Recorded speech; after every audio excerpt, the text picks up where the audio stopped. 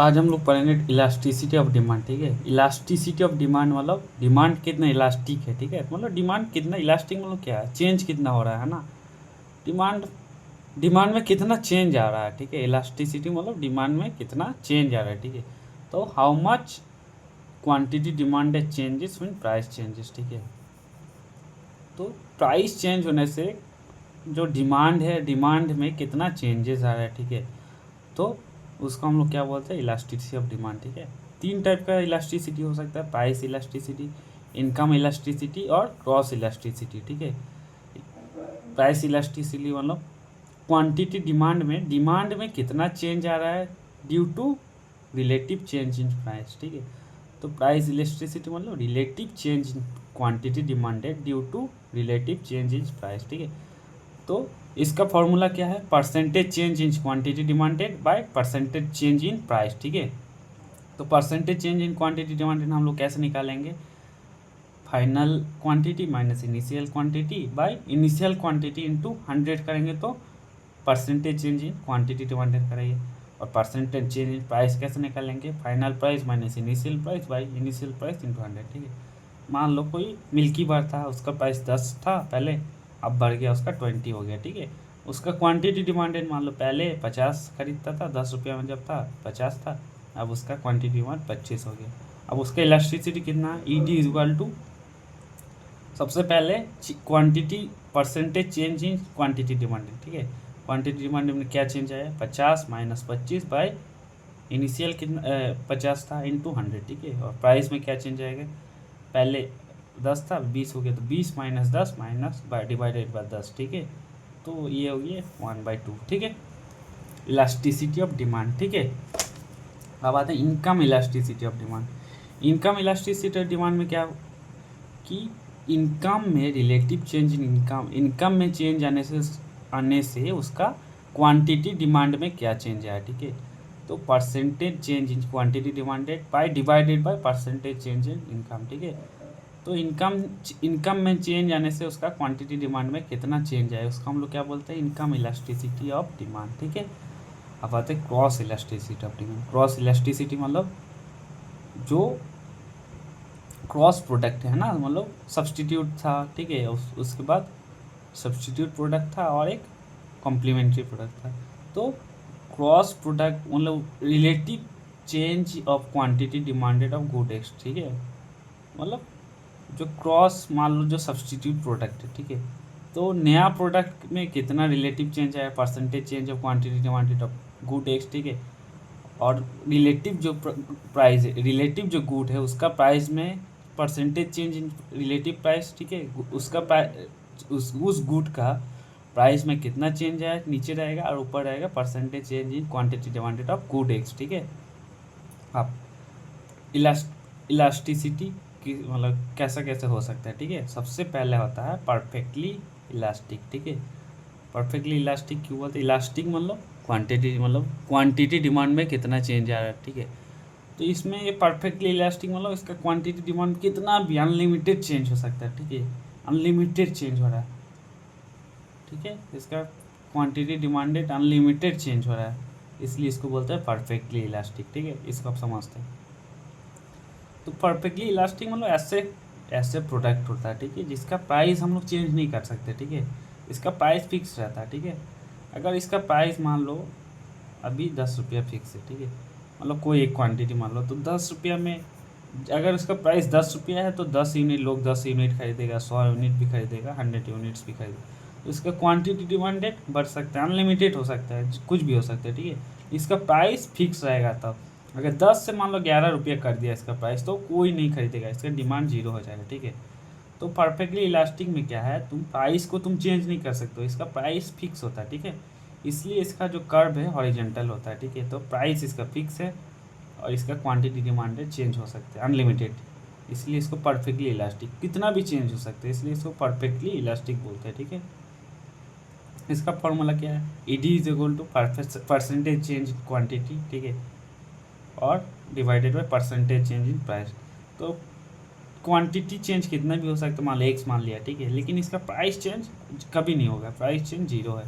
तो नीचे अगर जीरो आ जाएगा तो इन्फिनिटी हो जाएगा, है ना। इसलिए ई डी परफेक्टली इलास्टिक के लिए ईडी हमेशा इनफाइनाइट होता है।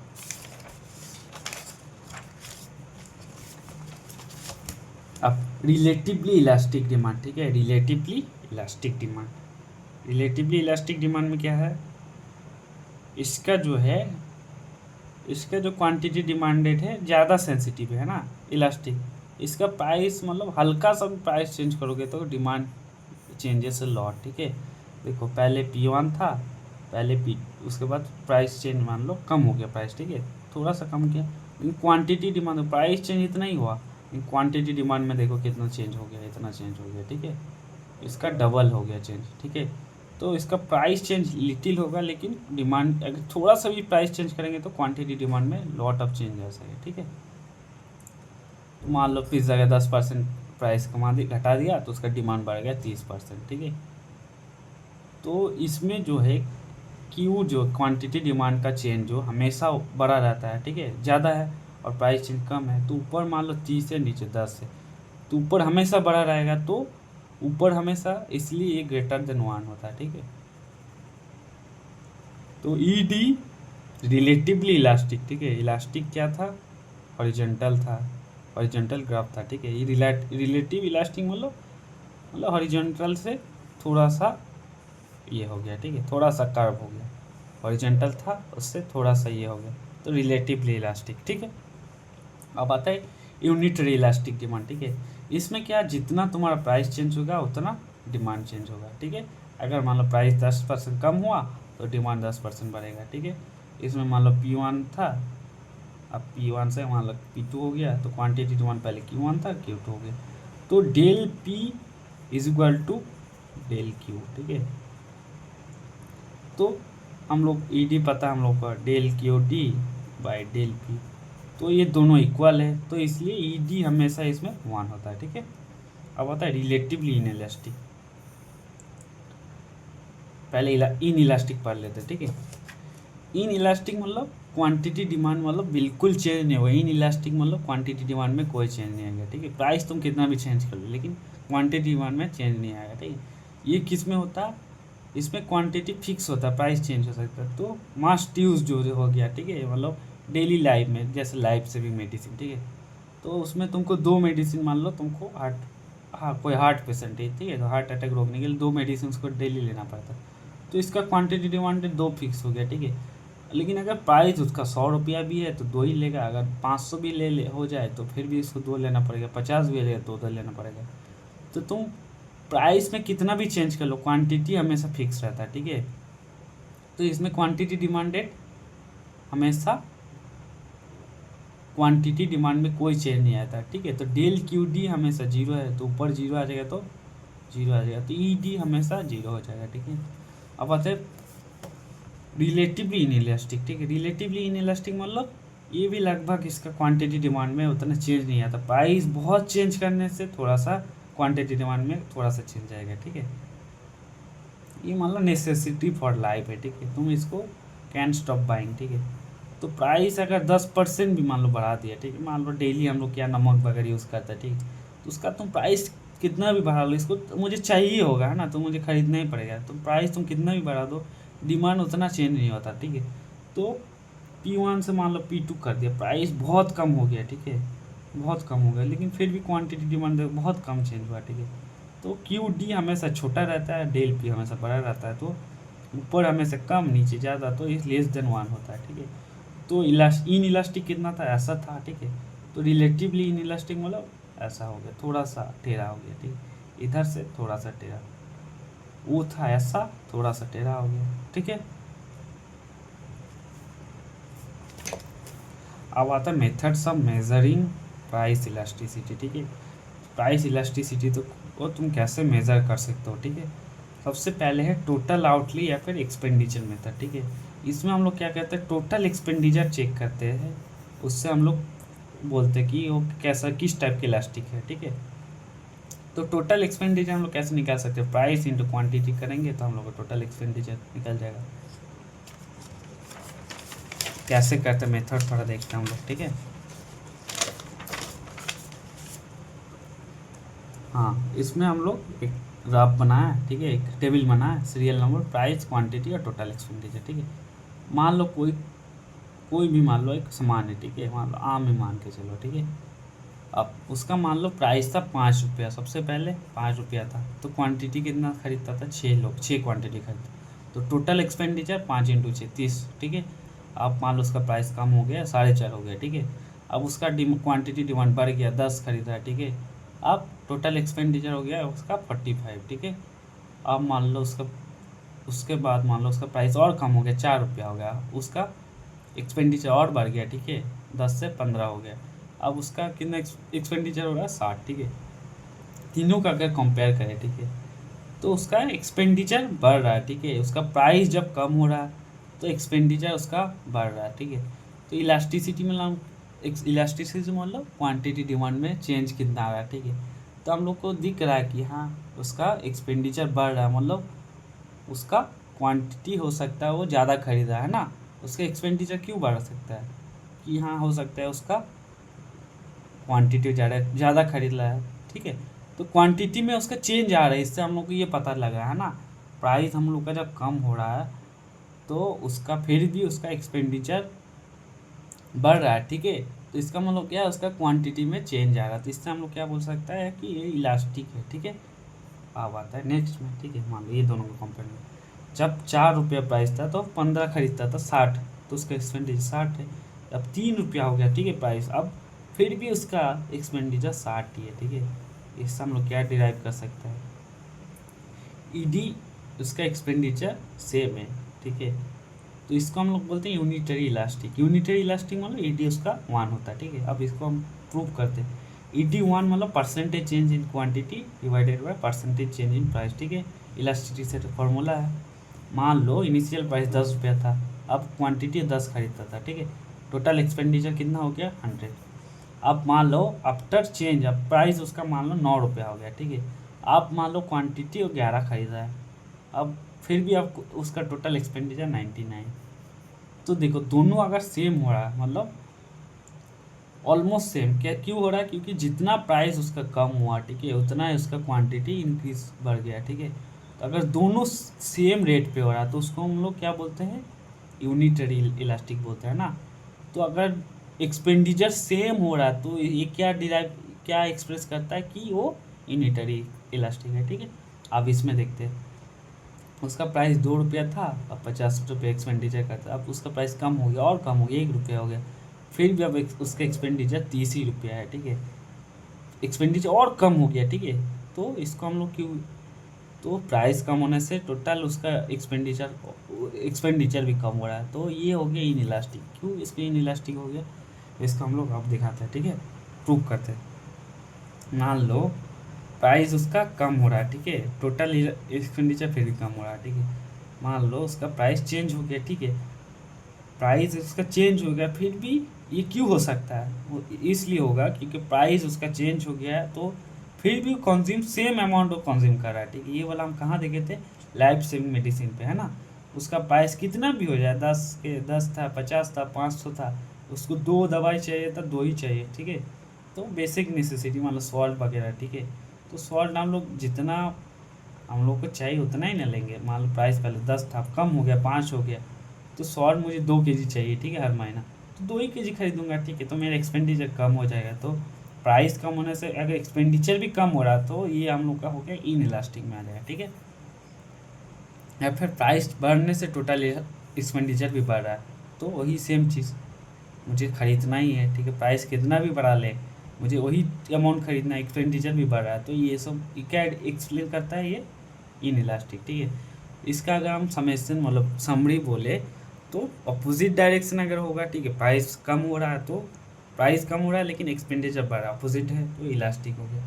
प्राइस उसका कम हो रहा है लेकिन एक्सपेंडिचर उसका सेम है, ठीक है, तो ये हो गया यूनिटरी, हो गया इलास्टिक। और अगर प्राइस कम हो रहा है एक्सपेंडिचर भी कम हो रहा है, या फिर प्राइस बढ़ रहा है एक्सपेंडिचर भी बढ़ रहा है, तो दोनों अगर सेम डायरेक्शन हो गया तो इन इलास्टिक, ठीक है। उसके बाद दूसरा मेथड पे आता है पॉइंट इलास्टिसिटी मेथड, ठीक है। पॉइंट इलास्टिसिटी मेथड में हम लोग कोई भी एक पॉइंट लेते हैं, ठीक है, आप देखते हैं उसके बाद पॉइंट में हम लोग ये वाला मेथड कौन दिया था, अल्फ्रेड मार्शल ने दिया था, पॉइंट इलास्टिसिटी मेथड, ठीक है। इसमें क्या करते हैं, कोई भी पॉइंट लेते हैं, आप देखते हैं लेंथ ऑफ लोअर पोर्शन ऊपर रखते हैं और नीचे रखते हैं लेंथ ऑफ अपर पोर्शन, ठीक है। अब मान लो ये पॉइंट ले लिया, ये है, इसका लोअर पोर्शन में बहुत है लेकिन उसका अपर पोर्शन में जीरो है, ठीक है। तो नीचे उसका जीरो आ गया तो एक्स बाई जीरो हो गया, इन्फिनेटिव हो गया, ठीक है। तो इन्फिनेटिव किसका था, परफेक्टली इलास्टिक का था, ठीक है। अब बी पॉइंट पे लाते हैं, ठीक है। इसका देखो ये वाला लेकिन नीचे वाला उसका बड़ा है और ऊपर वाला छोटा है, ठीक है। तो ग्रेटर देन 1 हो गया, ठीक है। ये हो गया क्या नाम था उसका, हाँ, रिलेटिवली इलास्टिक, ठीक है, ग्रेटर देन 1। सी पॉइंट पे इसको ऊपर जितना है नीचे भी जितना है, नीचे जितना ऊपर भी उतना ही है ना, तो लोअर पोर्शन में जितना है और ऊपर पोर्शन दोनों सेम है, तो 1 हो गया, ठीक है। अब ई डी पॉइंट पे देखो नीचे उसका छोटा है, ठीक है, तो लोअर पोर्शन कम है अपर पोर्शन ज़्यादा है, तो ये लेस देन 1 हो गया, ठीक है। और अगर ई पॉइंट पे लोअर पोर्शन पे जीरो है, अपर पोर्शन पे ये, तो जीरो हो गया, ठीक है। अब आर्क इलास्टिसिटी ऑफ डिमांड, ठीक है। आर्क इलास्टिसिटी हम लोग क्यों यूज़ करते हैं, to measure the price elasticity between 2 points in a demand curve, ठीक है। 2 पॉइंट, एक डिमांड कर्व है, डिमांड कर्व में 2 पॉइंट के बीच में प्राइस इलास्टिसिटी कैसे है उसको हम लोग मेजर करते हैं आर्क इलास्टिसिटी ऑफ डिमांड से, ठीक है। इसका क्या फॉर्मूला है, ई डी इलास्टिसिटी क्या फॉर्मूला है, मतलब ए पॉइंट पे क्वांटिटी डिमांड Q1 है, बी पॉइंट पे Q2 है, ठीक है। तो इसका फॉर्मूला है Q1 minus Q2 divided by, इसका एवरेज निकाल लेते हैं, ठीक है, Q1 plus Q2 by 2 divided by price change P1 minus P2 और इसका एवरेज, ठीक है। इसका शॉर्ट फॉर्म क्या है, क्वांटिटी में कितना चेंज है डिवाइडेड बाय, दोनों को ऐड करेंगे Q1 plus Q2 divided by price में कितना चेंज हुआ है divided by P1 plus P2, ठीक है।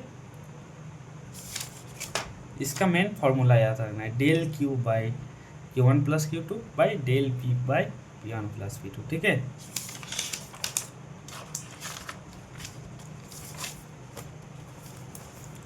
अब आता है फैक्टर्स अफेक्टिंग इलास्टिसिटी, ठीक है। इलास्टिसिटी को कौन सा फैक्टर अफेक्ट करता है, सबसे पहले नेचर ऑफ गुड, ठीक है। वही देखिए जो नेसेसिटी है, ठीक है, उसको तुम क्वांटिटी उतना ही खरीदना है, इसका प्राइस बढ़े घटे तो ये हो गया इन इलास्टिक, ठीक है। लग्जरी हो गया, ठीक है। इसका अगर थोड़ा सा भी चेंज हो गया, ठीक है, उसका क्वांटिटी वही सेम प्राइस पे, ये सब हो गया इलास्टिक, ठीक है। अब अवेलेबिलिटी ऑफ सब्सटीट्यूट, अगर कोई चीज़ का सब्सटीट्यूट बहुत अवेलेबल है, ठीक है, तो उसका इलास्टिसिटी बहुत ज़्यादा हो जाएगा, है ना। मान लो टी से कप कॉफ़ी में शिफ्ट हो जाएगा तो इलास्टिसिटी उसका वेरी करता है। मल्टीपल यूज़, ठीक है, कोई भी मान लो इलेक्ट्रिसिटी का हम लोग एग्जांपल लेते हैं, ठीक है। इलेक्ट्रिसिटी जब उसका जब प्राइस कम हो गया, ठीक है, तो लोग उसका बहुत ज़्यादा यूज़ करता है, ठीक है। तो हीटर भी चला रहा है, AC भी चला रहा है, ठीक है, ठीक है, उसका AC भी चला रहा है। अब मान लो उसका इलेक्ट्रिसिटी जब उसका प्राइस कम हो गया, ठीक है, अब उसका प्राइस बढ़ गया तो उसको बस लाइट और फैन चलाने के लिए यूज़ करेगा, ठीक है। हीटर हो गया, AC हो गया, ये सब नहीं चलाएगा, ठीक है, इलेक्ट्रिसिटी प्राइस बहुत बढ़ गया, ठीक है। तो मल्टीपल यूज़ मतलब जो भी प्रोडक्ट का मल्टीपल यूज़ है तो उसका इलास्टिसिटी ज़्यादा होता है, मोर इलास्टिक, ठीक है।